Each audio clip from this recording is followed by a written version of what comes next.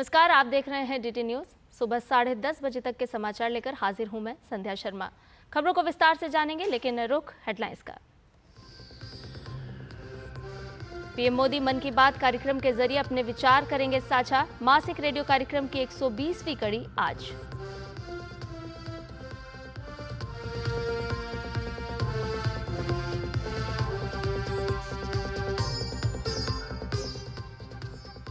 प्रधानमंत्री नरेंद्र मोदी आज महाराष्ट्र और छत्तीसगढ़ के दौरे पर। पीएम ने नागपुर में किए स्मृति मंदिर और दीक्षा भूमि के दर्शन।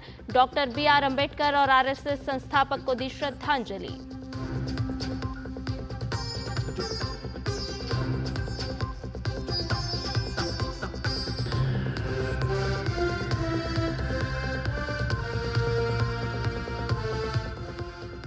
गृहमंत्री अमित शाह के बिहार दौरे का दूसरा दिन आज। गोपालगंज में रैली संबोधित करके करेंगे चुनावी शंखनाद।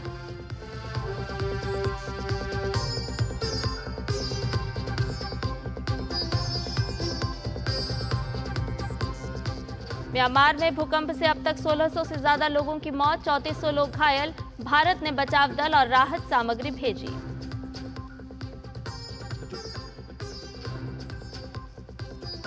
गाजा संघर्ष विराम पर मिस्र और कतर के नए प्रस्ताव को हमास ने किया स्वीकार। प्रस्ताव के तहत हर सप्ताह 5 इजरायली बंधकों को करेगा रिहा।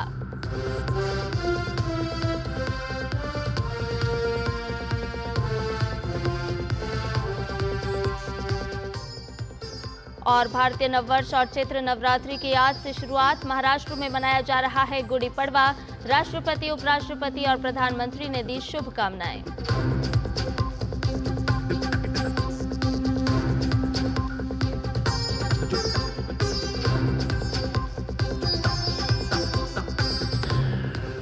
और सभी खबरों को जान लेते हैं विस्तार से। प्रधानमंत्री नरेंद्र मोदी आज सुबह 11 बजे आकाशवाणी पर मन की बात कार्यक्रम में अपने विचार साझा करेंगे। ये मासिक रेडियो कार्यक्रम की 120वीं कड़ी होगी। ये कार्यक्रम आकाशवाणी और दूरदर्शन के पूरे नेटवर्क, आकाशवाणी समाचार वेबसाइट और news on AIR mobile app पर प्रसारित होगा। आकाशवाणी हिंदी प्रसारण के तुरंत बाद क्षेत्रीय भाषाओं में इसे प्रसारित करेगा।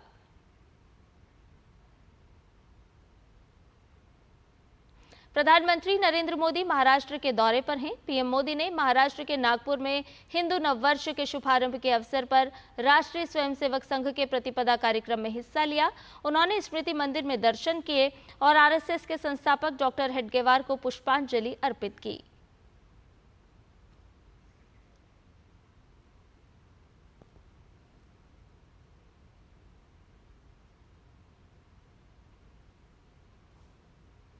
तो प्रधानमंत्री नरेंद्र मोदी स्मृति मंदिर पहुंचे और वहां पर उन्होंने डॉक्टर हेडगेवार को पुष्पांजलि अर्पित की। प्रधानमंत्री नरेंद्र मोदी दीक्षा भूमि भी गए और डॉक्टर BR अम्बेडकर को श्रद्धांजलि दी। बाबा साहेब ने 1956 में अपने हजारों अनुयायियों के साथ यहां बौद्ध धर्म अपनाया था।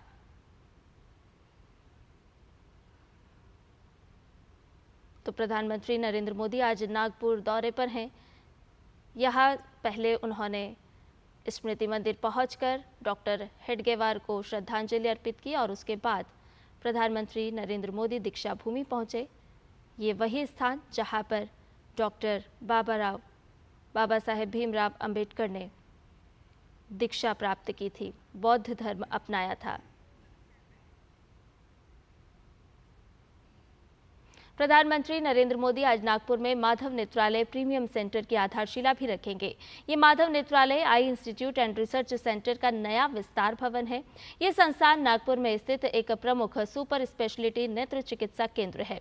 विस्तार परियोजना और इससे आम लोगों को होने वाले लाभ का जायजा लिया हमारे संवाददाता अश्विनी कुमार मिश्र ने। राष्ट्राय स्वाहा इदम राष्ट्राय इदम न मम, इस मंत्र के मंत्र दृष्टा राष्ट्र ऋषि राष्ट्रीय स्वयंसेवक संघ के द्वितीय सरसंघ चालक पूजनीय गुरुजी के इस मंत्र को आत्मसात करके माधव नेत्र चिकित्सालय के प्रीमियम सेंटर का शिलान्यास इस मंत्र के साधक राष्ट्र सेवक प्रधानमंत्री नरेंद्र मोदी 9 संवत्सर के दिन, वर्ष प्रतिपदा के दिन, पूजनीय डॉक्टर हेडगेवार के जन्मदिन के दिन नागपुर में करने जा रहे हैं। माधव नेत्र चिकित्सालय निश्चित तौर से नर सेवा नारायण सेवा का अभूतपूर्व ऐसा प्रकल्प है जो नेत्रदान से शुरू हुआ और आज एक नेत्र व्याधि के सबसे उत्कृष्ट केंद्र के रूप में स्थापित होने जा रहा है। माधव नेत्रालय एक ऐसा प्रकल्प है जो नेत्र दान के या नेत्र बैंक के रूप में 1995 में शुरू हुआ और इस संकल्प की सिद्धि 2018 में गुड़ी पड़वा के दिन माधव नेत्रालय सिटी सेंटर के स्थापना के रूप में की गई और इसकी स्थापना वर्तमान सरसंघचालक डॉक्टर मोहन भागवत की उपस्थिति में की गई और इसी प्रकल्प का विस्तारित स्वरूप है माधव नेत्रालय प्रीमियम सेंटर, जो कि वासुदेव नगर स्थित भूखंड पर 2 वर्षों से ओपीडी की सेवाएं दे रहा है, लेकिन अब एक विस्तारित उच्चीकृत अस्पताल के रूप में इसका शिलान्यास प्रधानमंत्री नरेंद्र मोदी के कर कमलों से अन्य विभूतियों की उपस्थिति में 30 मार्च को गुड़ी पड़वा के दिन संपन्न हो रहा है। यह विस्तारित अस्पताल 250 बेड का होगा, 14 ओपीडी से यह सुसज्जित होगा, 14 मॉड्यूलर ओटी इसमें होंगे और साथ ही साथ नवीन भवन का निर्माण 5.83 एकड़ क्षेत्र में होगा। माधव नेत्रालय का उद्देश्य उच्च चिकित्सीय तकनीक के माध्यम से न्यूनतम खर्चे पर लोगों के दृष्टि दोष का निवारण करना है। माधव नेत्रालय प्रीमियम सेंटर एक ऐसा उच्चीकृत प्रकल्प होगा जो कि लोगों के नेत्र संबंधी व्याधियों का निराकरण तो करेगा ही, साथ ही साथ इस पूरे समाज में धर्मार्थ कार्यों के लिए लोगों को प्रेरित करेगा, लोगों को नेत्रदान के लिए प्रेरित करेगा, लोगों को समाज कल्याण के लिए प्रेरित करेगा, लोगों को राष्ट्र निर्माण के लिए प्रेरित करेगा और लोगों को एक संकल्प से सिद्ध के प्रमाण के रूप में भी स्थापित होगा, क्योंकि अगले 3 वर्षों में ही शिलान्यास के बाद इसका लोकार्पण भी 2028 में गुड़ी पड़वा के दिन नव संवत्सर के दिन संपन्न होगा। कैमरा पर्सन सुनील के साथ अश्विनी कुमार मिश्र, डीडी न्यूज, नागपुर। विकास की राह पर सरपट दौड़ रहे छत्तीसगढ़ को विकास की और सौगात मिलने वाली है। छत्तीसगढ़ के दौरे पर जा रहे प्रधानमंत्री नरेंद्र मोदी आज बिलासपुर में 33,700 करोड़ रुपए से अधिक की लागत वाली कई विकास परियोजनाएं राज्य को समर्पित करेंगे। इस दौरान वे एक विशाल जनसभा को भी संबोधित करेंगे। पीएम की यात्रा का वहां के लोग बेसब्री के साथ इंतजार कर रहे हैं। प्रधानमंत्री नरेंद्र मोदी रविवार को छत्तीसगढ़ दौरे पर बिलासपुर में 33,700 करोड़ रुपए से अधिक की विद्युत, तेल और गैस, रेल, सड़क, शिक्षा व आवास क्षेत्रों से जुड़ी कई विकास परियोजनाओं की आधारशिला रखेंगे और राष्ट्र को समर्पित करेंगे। वो हमको आज 33,000 करोड़ रुपए की सौगात देके जाने वाले हैं। विकास कार्यों की, विकास की एक नई दिशा देंगे, विकास की नई धारा बहाएंगे छत्तीसगढ़ में, बिलासपुर शहर में। सबसे बड़ी बात यह है कि जो गारंटी मोदी जी देते हैं वो गारंटी वो आने वाले 6 महीने में ही पूरा कर देते हैं। ये सबसे बड़ा आकर्षण का केंद्र हमारे लोगों के बीच है, जनता के बीच है। पीएम मोदी बुनियादी ढांचे के विकास और स्थायी आजीविका को बढ़ाने की प्रतिबद्धता कई बार जाहिर कर चुके हैं और इसी दिशा में छत्तीसगढ़ को बिजली उत्पादन में आत्मनिर्भर बनाने के लिए एनटीपीसी की सीपत सुपर थर्मल पावर परियोजना के तीसरे चरण की आधारशिला रखी जाएगी, जिसकी लागत 9,790 करोड़ रुपए से अधिक है। इसके साथ ही कोरिया, सूरजपुर, बलरामपुर और सरगुजा जिलों में भारत पेट्रोलियम कॉरपोरेशन लिमिटेड की सिटी गैस वितरण परियोजना की आधारशिला भी रखी जाएगी। प्रधानमंत्री Modi Hindustan petroleum corporation limited की 540 किलोमीटर लंबी विशाख रायपुर पाइपलाइन परियोजना की भी आधारशिला रखेंगे, जिसकी लागत 2,210 करोड़ रुपए से अधिक होगी। प्रधानमंत्री 108 किलोमीटर की कुल लंबाई वाली 7 रेलवे परियोजनाओं की आधारशिला भी रखेंगे और 2,690 करोड़ रुपए से अधिक की लागत वाली 111 किलोमीटर की कुल लंबाई वाली 3 रेलवे परियोजनाओं को राष्ट्र को समर्पित करेंगे। वे अभनपुर रायपुर खंड में मेमू ट्रेन सेवा को हरी झंडी दिखाएंगे। वे छत्तीसगढ़ में भारतीय रेलवे के नेटवर्क के 100% विद्युतीकरण को भी राष्ट्र को समर्पित करेंगे। ये परियोजनाएं भीड़भाड़ को कम करेंगी और कनेक्टिविटी में सुधार करेंगी। प्रधानमंत्री NH 930 के झलमला से शेरपार खंड और NH 43 के अंबिकापुर पत्थलगांव खंड को 2 लेन में अपग्रेड करके राष्ट्र को समर्पित करेंगे।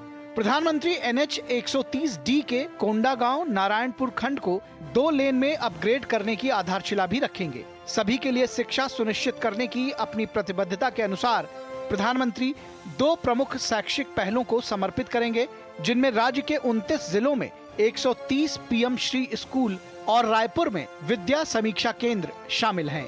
प्रधानमंत्री मोदी के छत्तीसगढ़ के दौरे को लेकर स्थानीय लोगों में भी खासा उत्साह है। स्थानीय लोगों का कहना है कि वे पीएम के आगमन का बेसब्री से इंतजार कर रहे हैं। बहुत सौभाग्य की बात है कि छत्तीसगढ़ की धरा पे हमारे महान पीएम मोदी जी आ रहे हैं। इससे पहले भी वो आए हैं, पर अभी का आना एक बहुत बड़ा सौगात छत्तीसगढ़ को मिलने वाला है। मोदी जी ने जिस प्रकार भारत देश को सबसे आगे किया है विश्व गुरु बनाने के लिए, उनके लिए भी उनको हम बधाई देना चाहते हैं। और आज भारत देश जहाँ पर उन्होंने लेके आया है, शायद ही कोई हमारे देश का नेता इतना हमारे देश को आगे बढ़ाया है। युवा वर्ग के रूप में जिस तरीके से प्रधानमंत्री का क्रेज हम लोगों के मन में है, वो विशेष दिलचस्प बात है। प्रधानमंत्री जो है एक वैश्विक नेता है और भारत की छवि जो उन्होंने विश्व में बनाई है उसके हिसाब से जो है हम लोग बहुत ज़्यादा उत्साहित हैं उनके आशीर्वचन को सुनने के लिए। हम सभी युवा जो है प्रधानमंत्री को सुनने के लिए जाएंगे। ग्रामीण परिवारों के लिए आवास सुनिश्चित करने और उनके स्वास्थ्य, सुरक्षा और जीवन की समग्र गुणवत्ता में सुधार लाने की प्रतिबद्धता को पूरा करते हुए प्रधानमंत्री आवास योजना ग्रामीण के तहत 3 लाख लाभार्थियों का गृह प्रवेश होगा। प्रधानमंत्री इस योजना के तहत कुछ लाभार्थियों को चाबियां सौंपेंगे। पीएम नरेंद्र मोदी यहां 33,700 करोड़ रुपए की अधिक विद्युत, तेल, गैस, रेल, सड़क, शिक्षा एवं आवास क्षेत्रों में संबंधित कई विकास परियोजनाओं की आधारशिला भी रखेंगे। इन परियोजनाओं में रेलवे लाइन का विस्तार, प्रमुख सड़कों का उन्नयन और एनटीपीसी की नई ऊर्जा परियोजनाओं, औद्योगिक विकास से जुड़े कई योजनाएं शामिल हैं। इनका उद्देश्य क्षेत्रीय विकास को गति देना और प्रदेश की आर्थिक गतिविधि को रफ्तार देना है। Somesh Patel, DD news, Bilaspur, Chhattisgarh. और बुलेटिन में खबरें भी और भी है, लेकिन फिलहाल रुकने एक छोटे से ब्रेक के लिए जल्द हाजिर होंगे। जब धरती चीर कर निकलता है लोहे का पत्थर और मिलता है मोंगिया के जोश से, फिर तपता है, पिघलता है और बनता है फौलाद। अब होता है सरिया सारी खूबियों के साथ। मोंगिया स्टील, मजबूत देश का मजबूत सरिया। जो लक्ष्य चुना था समझ आने लगा है। जीएलए यूनिवर्सिटी, उच्च लक्ष्य की निश्चित प्राप्ति। और ब्रेक के बाद समाचार में आपका एक बार फिर से स्वागत है। आज से नवरात्रि का पावन पर्व शुरू हो चुका है। इसके साथ ही देश भर में भारतीय नववर्ष की धूमधाम हो रही है। नवरात्रि के दौरान व्रत उपवास रखे जाते हैं और मां दुर्गा का पूजन किया जाता है। नवरात्रि के इस पावन अवसर पर मुंबई के मुंबा देवी मंदिर में भक्तगण सुबह से ही माता रानी के दर्शन के लिए कतारों में लगे हुए हैं। श्रद्धालु माता रानी की आराधना कर रहे हैं। इस दौरान घंटा और शंख की ध्वनि से पूरा वातावरण भक्तिमय हो गया है।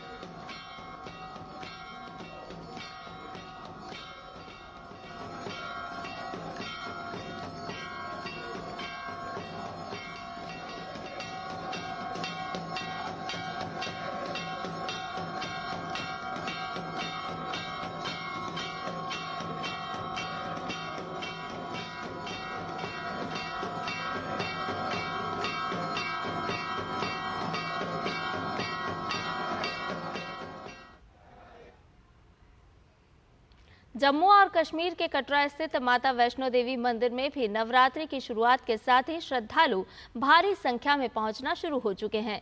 मां के भवन को फूलों से सजाया गया है। तो आप भी देखिए माता वैष्णो देवी मंदिर के ये सुंदर दृश्य, जहां भक्तगण पहुंचे हैं और जय माता दी के जयकारे लगा रहे हैं। जय माता दी, जय माता दी,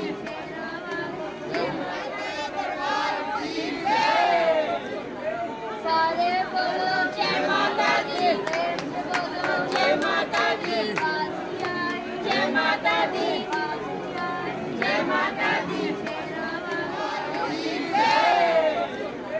सारे बोलो जय माता दी, जय माता दी, जय माता दी, जय माता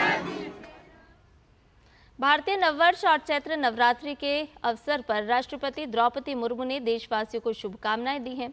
उन्होंने सोशल मीडिया प्लेटफॉर्म एक्स पर लिखा है, सभी देशवासियों को चैत्र शुक्लादि, उगादि, गुड़ी पड़वा, चेती चांद, नवरेह और साजिबू चेरोबा की हार्दिक शुभकामनाएं। वसंत ऋतु तथा नववर्ष के आगमन के स्वागत में मनाए जाने वाले ये त्योहार भारत की समृद्ध सांस्कृतिक विविधता में एकता के प्रतीक है। ये त्योहार देशवासियों में नई ऊर्जा और उत्साह का संचार करते हैं। इस अवसर पर मैं सभी के लिए खुशहाली की मंगल कामना करती हूँ। साथ ही प्रधानमंत्री नरेंद्र मोदी ने भी देशवासियों को भारतीय नववर्ष की शुभकामनाएं दी। प्रधानमंत्री ने सोशल मीडिया प्लेटफॉर्म एक्स पर लिखा, समस्त देशवासियों को नव संवत्सर की ढेरों शुभकामनाएं। ये पावन पुनित अवसर आप सभी के जीवन में नया उत्साह लेकर आए, जो विकसित भारत के संकल्प में भी नई ऊर्जा भरे। देशवासियों को नवरात्रि की बहुत बहुत शुभकामनाएं। शक्ति साधना का ये पावन पर्व हर किसी के जीवन को साहस, संयम और सामर्थ्य से परिपूर्ण करे। जय माता दी। साथ ही प्रधानमंत्री ने सभी देशवासियों को उगादि, गुड़ी पड़वा, चेती चांद, नवरेह और साजिबू चेरोबा की भी हार्दिक शुभकामनाएं दी हैं। तो आज का दिन विशेष संयोग के साथ बेहद ही खास है। कोई नवरात्रि मना रहा है तो कोई चेती चांद मना रहा है, कोई साजिबू चेरोबा मना रहा है और कहीं गुड़ी बंधी हुई है, यानी कि गुड़ी पड़वा का दिन। प्रधानमंत्री नरेंद्र मोदी ने सभी देशवासियों को शुभकामनाएं दी हैं। आज का दिन कई मायनों में विशेष है, तो आइए जान लेते हैं भारतीय नववर्ष या नव संवत्सर की विशेषता और वैज्ञानिकता के बारे में। हमारे सहयोगी नारायण दत्त मिश्र ने भारतीय ज्ञान परंपरा के आलोक में बात की भारतीय नववर्ष की वैज्ञानिकता के बारे में इस विषय के विशेषज्ञ से। भारतीय नववर्ष की शुभ वेला में हम अब प्रवेश कर रहे हैं, तो इस समय विशेष में हम जान लेते हैं कि भारतीय ज्ञान परंपरा में उसके विज्ञान की महत्ता के क्रम में भारतीय नववर्ष का क्या स्वारस्य है, उसकी क्या वैज्ञानिकता है। इस बारे में हमसे बात करने के लिए आज उपस्थित हैं डॉक्टर मधुसूदन मिश्र, जो कि संपूर्णानंद संस्कृत विश्वविद्यालय में ज्योतिष शास्त्र के प्राध्यापक हैं। तो आप इसकी विशेषता के बारे में बताएं कि ये भारतीय नववर्ष का जो आरंभ है उसकी क्या वैज्ञानिकता है, क्या विशेषता है। देखिए, वर्ष का मूलतः संबंध मानव के व्यवहार से है और भारतीय नववर्ष में मानव के व्यवहार का संबंध जिससे स्थापित किया गया है वो है हमारे प्रकृति के दो आधारभूत तत्व सूर्य और चंद्रमा। तो भारतीय नववर्ष का वैशिष्ट्य ये है कि जब सूर्य अपने भ्रमण चक्र में राशि में प्रारंभ करता है, भ्रमण का प्रारंभ, सूर्य भी अपने घर में जब प्रवेश कर रहा है उस समय हम अपने वर्ष को प्रवेश मानते हैं। अर्थात मेष राशि से लेकर के जब सूर्य का भ्रमण चक्र प्रारंभ होता है तो वो हमारा सौर वर्ष प्रारंभ है। और सूर्य का जिस प्रकार मन और आत्मा का संबंध है, ठीक उसी प्रकार सूर्य और चंद्रमा के संबंध से उस सौर वर्ष में 12 मास का क्रम प्रारब्ध होता है। तो चैत्र मास और सौर वर्ष, इन दोनों का एक साथ प्रवृत्ति को हमारे यहाँ वर्ष की संज्ञा दी गई है। और आचार्य भास्कर ने इसको कहा कि लंका नगरयाम उदयाच्य भानुर, सृष्टि के प्रथम दिवस को भी चैत्र शुक्ल प्रतिपदा से ही इंगित शास्त्रों में किया गया और ये वर्तमान काल गणना की परंपरा से भी सिद्ध है। तो ये अत्यंत वैज्ञानिक और सौर चांद्र दोनों पद्धतियों का समन्वय करते हुए चल रही है। और कई प्रकार की पद्धतियाँ इसमें हैं, वैक्रमाब्द भी है, शकाब्द भी है, हिजरी सन है, फसली सन है। लेकिन प्रत्येक राजा जिसके समय में ऋण की स्थिति शून्य हो गई हो राज्य में, वही राजा इन शकों को प्रारंभ करने का अधिकार रखता था। तो शक और विक्रम, माने वैक्रमाब्द शक और शालिवाहन शक की अत्यंत प्रसिद्धि है। इसमें कारण ये भी रहा कि बहुत दूर तक साम्राज्य उनका रहा, गोदावरी नदी के तट तक उनका साम्राज्य रहा। तो दोनों तरफ, उत्तर दक्षिण दोनों समवायों में इसका व्यवहार रहा। और विशेष वैज्ञानिक रूप से हम देखें तो हमारे धर्मशास्त्रों में एक वर्ष की गणना या वत्सर की गणना या वत्स शब्द का जहाँ जहाँ प्रयोग आया है वहाँ पर एक वर्ष का संकेत सूर्य और चंद्रमा के समन्वय से किया गया है। भारतीय ज्ञान परंपरा के वैशिष्ट्य को समझते हुए, समझाते हुए हमने यह जाना कि भारतीय नववर्ष का क्या वैशिष्ट्य है, उसकी क्या वैज्ञानिकता है। मैं कैमरा पर्सन ललित के साथ नारायण दत्त मिश्र, DD न्यूज़। और राजस्थान आज अपना स्थापना दिवस मना रहा है। इस अवसर पर राष्ट्रपति द्रौपदी मुर्मू ने प्रदेशवासियों को शुभकामनाएं दी। अपने एक संदेश में राष्ट्रपति ने लिखा, राजस्थान दिवस पर राज्य के सभी निवासियों को हार्दिक बधाई। ये राज्य अपनी गौरवपूर्ण परंपराओं, अतिथि सत्कार और विविधताओं के लिए प्रसिद्ध है। यहाँ के उद्यमी लोगों ने विश्व भर में अपनी विशेष पहचान बनाई है। इस राज्य का गौरवशाली इतिहास वीरता की अनगिनत गाथाओं से परिपूर्ण है। बड़ी संख्या में देश विदेश से पर्यटक यहां आते हैं। मैं राजस्थान के निवासियों के सुखी और समृद्ध जीवन की कामना करती हूं। उपराष्ट्रपति जगदीप धनखड़ ने भी राजस्थान के स्थापना दिवस पर बधाई दी। अपने एक संदेश में उन्होंने लिखा कि वीरता, सौंदर्य और समृद्ध सांस्कृतिक विरासत की भूमि राजस्थान के स्थापना दिवस पर प्रदेशवासियों को हार्दिक मंगल कामनाएं। इस धरती ने अपने साहसिक इतिहास से राष्ट्रीय गौरव, गरिमा को अनूठा आयाम दिया है। यहाँ की अनुपम कलाकृतियां, भव्य वास्तुकला और विविधतापूर्ण संस्कृति हमारी राष्ट्रीय पहचान का अमूल्य रत्न है। प्रार्थना है कि राजस्थान उत्कर्ष और विकास के पथ पर सदैव अग्रसर रहे।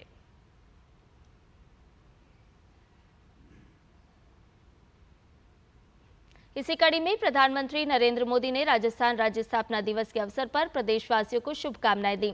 सोशल मीडिया एक्स पर उन्होंने लिखा कि अद्भुत साहस और पराक्रम के प्रतीक प्रदेश राजस्थान के अपने सभी भाई बहनों को राजस्थान दिवस की अनेकानेक शुभकामनाएं।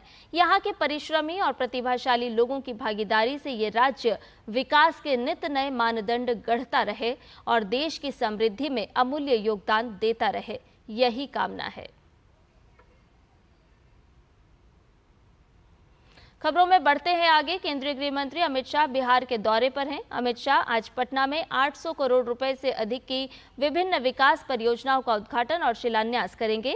वहीं गोपालगंज जिले में एक विशाल जनसभा को भी संबोधित करेंगे। अपने दौरे के दौरान अमित शाह एनडीए की एक अहम बैठक में भी हिस्सा लेंगे।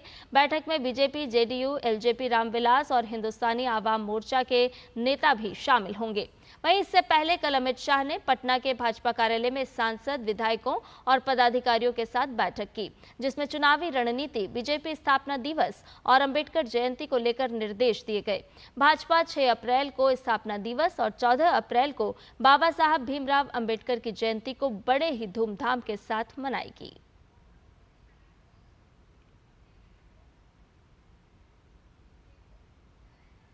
और समाचार में फिलहाल इतना ही। मुझे दीजिए इजाजत, लेकिन डीडी न्यूज़ पर खबरों का सिलसिला लगातार जारी है। नमस्कार।